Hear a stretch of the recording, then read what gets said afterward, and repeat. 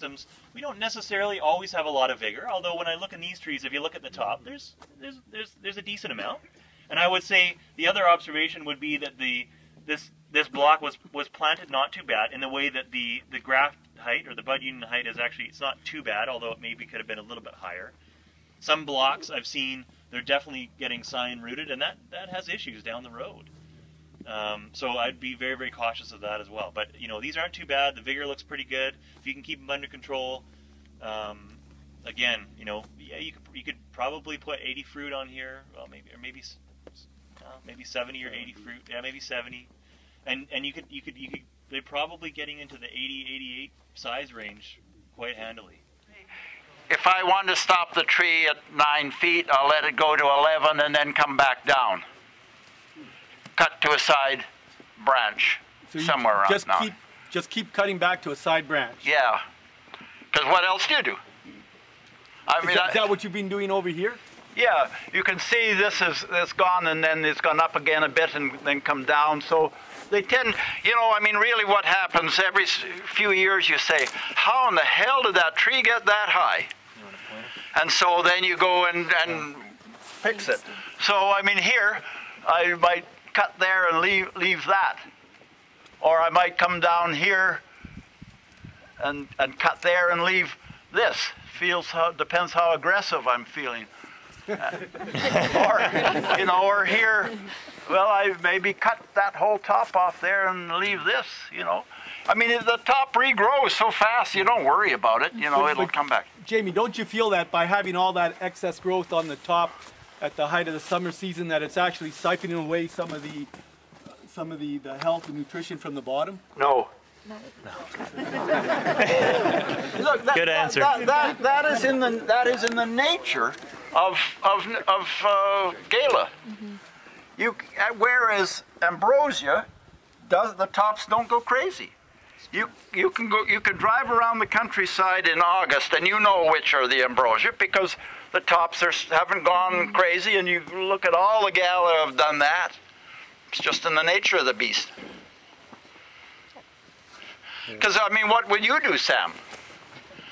What, you want me to be honest here? Yeah. You want me to be blunt? Yeah. Okay. I've had blocks just like this, and I've traced it back to making the wrong cut, and I'm talking at the top of the tree, making the wrong cut at the wrong time. And I've got trees just like this. The way I would control this, you pretty well just have two options. Number one, I wouldn't prune too heavy in the dormant season. I'd be really careful about what I take out now on the top, because I don't want to overstimulate the tree.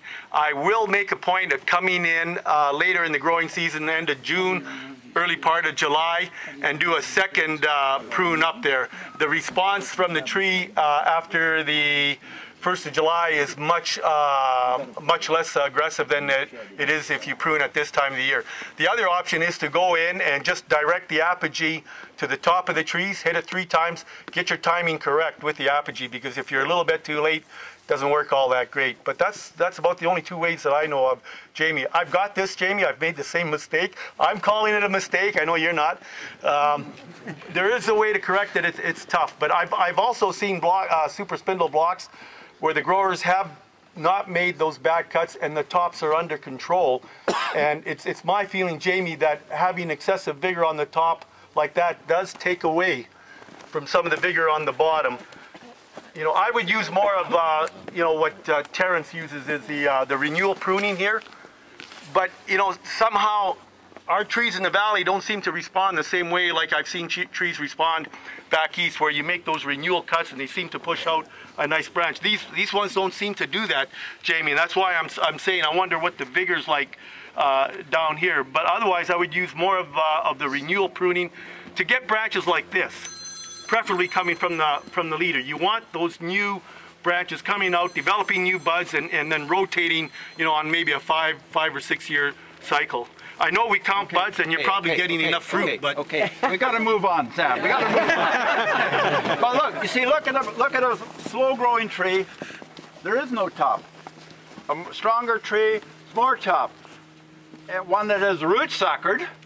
I mean, you know, sign rooted. then it's a monster.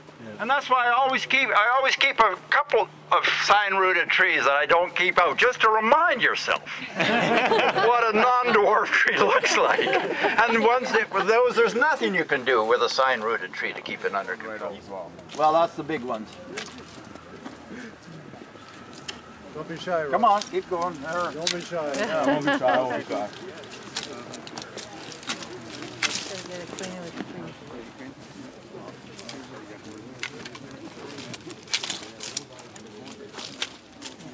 Can I make a quick comment, Jamie? I think The main complaint in Ontario is that Ambrosia is not a good yielder, and it's not a good yielder because we've planted it at 3 or 4 or 5 feet. No, we haven't. Well, not everybody. And those that have planted super spindle are very happy. And, That's right. They've got to be close together. And so when we were in Quebec 2 summers ago, and so what's his name? Marshall's relative. Yeah. I know who you're talking Anyway, because the Petches, and they had a block of ambrosia were exactly the same as my latest plant. 3 feet apart. And but it was the fact that theirs hadn't cropped. It came from the same nursery. Theirs hadn't cropped, and mine did in the year after planting. They spoke French. Yeah, or they didn't speak French. The Petches. You know, this is one variety that if you're going to plant ambrosia, for God's sakes, don't plant it any further than 2 feet. Wait! That was part of my point here. You're pruning the super spindle, or Raj pruned the tall spindle. Now you went and corrected him. Yeah, but I'm mentoring. There's another The branches that you want on these trees, on this variety with its growth habit, when they're planted 2 feet apart, these are the branches you want. when they're planted 2 feet apart. That's right. This is what we want, because if you try to fill the space in too far, you're going to end up growing wood. You need that wood to be rigid. When you have a rigid branch, you've got wood. This is all you need, and that's why we plant them 2 feet apart. Most of us plant 2 feet.